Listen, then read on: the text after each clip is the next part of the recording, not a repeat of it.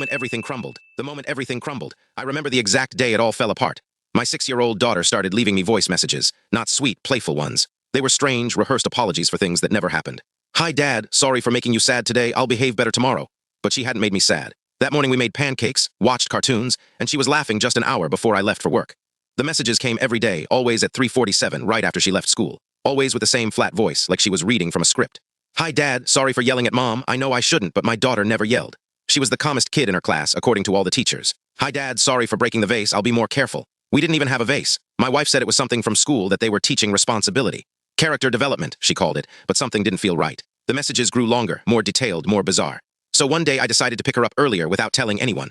I wanted to see for myself what was going on. I found her alone in the guidance counselor's office at 3:45. She was practicing the messages with a bright red toy phone, reading from a paper trying to sound sad.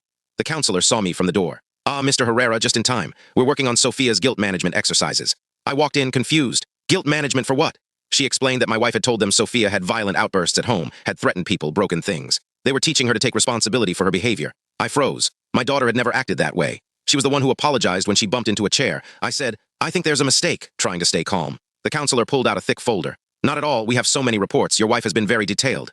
She showed me the pages. They were pages and pages of incidents, all made up. Nothing had ever happened. And the worst part was at the end of each report. A recommendation for an urgent psychiatric evaluation at a specific center called Centro Nueva Esperanza. I asked for copies. She hesitated a bit, but agreed. It's important for parents to be informed about the treatment plan.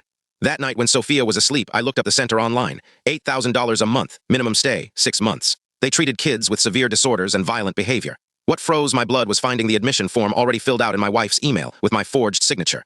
The admission date, the next Friday. I kept digging. Found something even worse. 3 weeks ago, she had bought a life insurance policy for Sophia for $500,000. She had also researched accidental death rates in psychiatric facilities for minors. The plan wasn't just to lock her up. It was to kill her and collect the money. I read the emails trembling. They said many kids like Sophia didn't complete the treatment. That insurance payments processed quickly if something went wrong at the facility. I recorded everything on my phone.